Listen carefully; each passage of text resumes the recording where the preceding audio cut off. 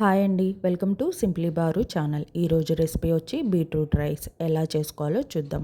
అందుకోసం ముందుగా స్టవ్ పైకి ప్యాన్ తీసుకొని అందులోకి ఆయిల్ వేసుకొని బాగా వేడవ్వనివ్వాలి. ఆ తర్వాత బిర్యానీ ఆకు, 3 లవంగాలు, దాల్చిన చెక్క, యాలుక్కాయ వేసుకొని బాగా ఫ్రై చేసుకోవాలి.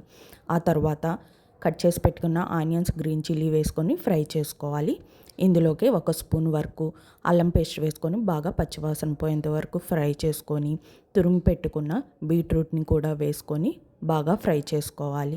ఆ తర్వాత కొంచెం సాల్ట్, పసుపు వేసుకొని కొంచెం సేపు ఆయిల్లో మగ్గించుకోవాలి. ఇవి బీట్రూట్ బాగా మగ్గిన తర్వాత ఒక 2 స్పూన్స్ వరకు కారం వేసుకొని, కొత్తిమీర కూడా వేసుకొని బాగా కలుపుకోవాలి. ఇవి ఒక 2 మినిట్స్ వరకు బాగా ఫ్రై చేసుకున్న తర్వాత ఉడికించుకున్న అన్నం వేసుకొని ఉప్పు ఇంకొంచెం వేసుకునే పని అయితే వేసుకొని బాగా కలుపుకుంటే ఇంకంతే అండి, బీట్రూట్ రైస్ రెడీ అయిపోయింది.